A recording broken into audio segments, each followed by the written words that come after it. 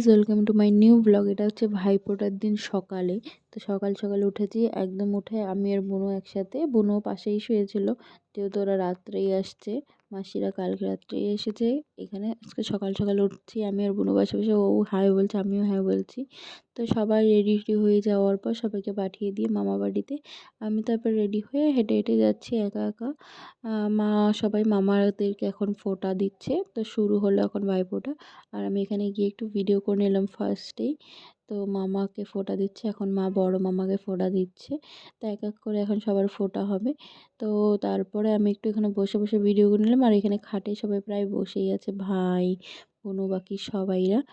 মার পরে তারপরে দিয়ে নিল ছোটো মাসি মামাকে ভাইফোঁটা, মাকে বলছিলাম।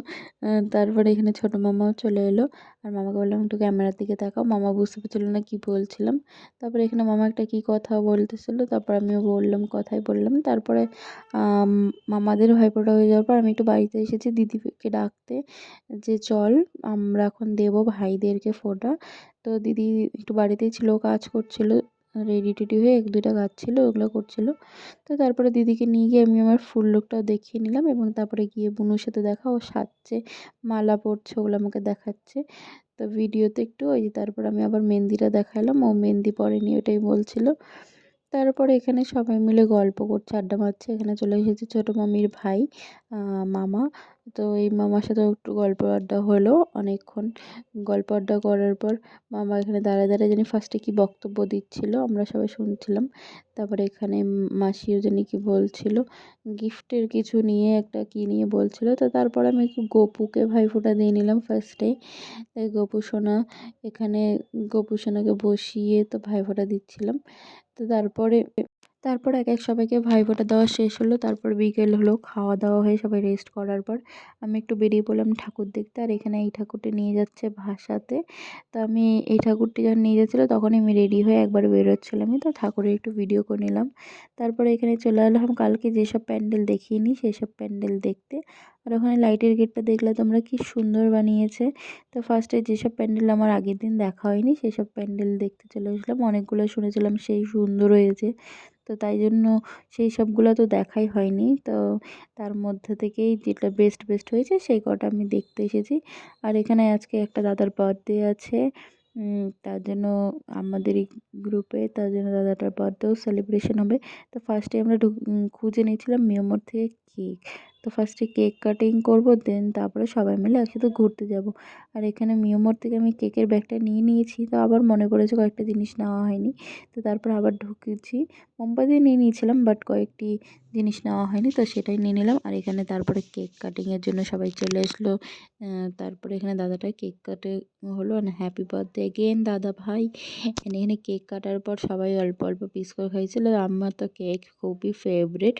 তো আমার যারই বার্থডে হয় তার বার্থডে তো মনে হয় কেক অনেক সময় মুখে লাগিয়ে নষ্ট করে, বলে আমার মনে হচ্ছিলো কেকগুলো সব আমাকে দিয়ে দাও, আমি বলেই দিই, এত ভালো লাগে। তো তারপরে কেকটা কাটিং করলে সবার মধ্যে ডিভাইড করা হলো, আর আমি তো ডবল ডবল পিস পেয়েছিলাম, আর আমি খুবই খুশি সেটা শুনে। তো তারপরে এটা প্যান্ডেলটা খুবই রাস্তাটা সুন্দর, তো এটা একটু তোমাদের দেখিয়ে নিলাম। আর তারপরে এই লাইটিংয়ের গেটটা দেখো, মানে এখানে গেটটা এত শুচ্ছে কি বলবো, এত সুন্দর, মানে দেখেই যেন চোখটা জুড়িয়ে যাচ্ছিলো। তো পুরো রাস্তাটা ভরে এতগুলা গেট বানিয়েছে। তো এই জায়গাটা কোনটা মানে এক্স্যাক্টলি মনে নেই, তো আমি পুরো রাস্তাটাই ভিডিও করে নিয়েছি, এত সুন্দর লাগছিলো। তারপরে আমরা এখানে চলে আসলাম ফার্স্ট পুজো প্যান্ডেলে। আর এখানে দেখতে পাচ্ছ এটা হচ্ছে কিসের, রাজস্থানের কিছু একটা থিমের ওপর বানিয়েছে। এটা হচ্ছে রাজস্থানের থিমের ওপর বানিয়েছে মনে হচ্ছিলো আমার দেখে, যা মানে আমার মনে হচ্ছিলো, আমি এক্স্যাক্টলি পড়িনি থিমটা, এখানে পোস্টারটা কোথাও দেখতে পাইনি বলে। তো সেখানে আমরা গাড়িটা রেখে ফার্স্টে আমরা দেখে নিলাম পুরো এই প্যান্ডেলটা, খুবই সুন্দর করেছে, খুবই ভালো লেগেছে। আর ফাঁকা ছিল যেহেতু আজকে ভাইফোঁটার দিনটা এখন, আর আমরা একটু তাড়াতাড়ি বেরিয়েছি বলতে পারো। তো যারা যারা ভাইফোঁটার দিন ঘুরতে বেরোয় তারা তো মানে বেরোয় ওই 7টা 8টার সময় বেরোয়। এখানে সবাই সারাদিনেই ক্লান্ত হয়ে যায়, তারপর বিকেলটা একটু রেস্ট করে চাটা খেয়ে রেডি ঠেডি হয়ে বেরিয়ে ওই 8টায় বেরিয়ে যায়।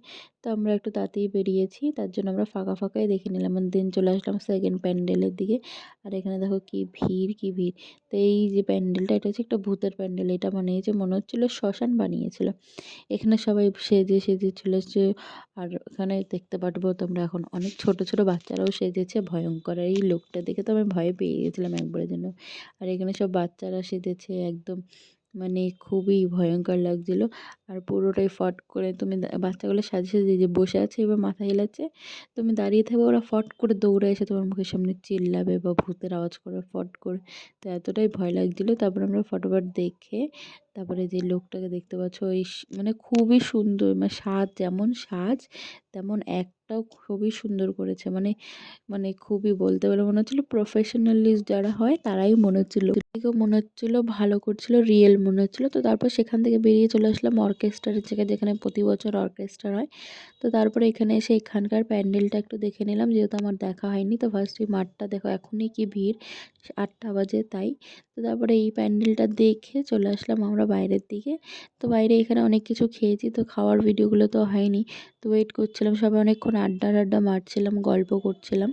তো তারপরে গল্প গল্প করে দেখছিলাম অনেক লেট হয়ে যাবে অর্কেস্ট্রা শুরু করতে করতে। তো আমি এখানে একটু ছোট্ট ভিডিও করে নিলাম। আর আজকের জন্য এতটুকুই, টাটা বাই বাই। তারপর আমি বাড়ি চলে গেছি।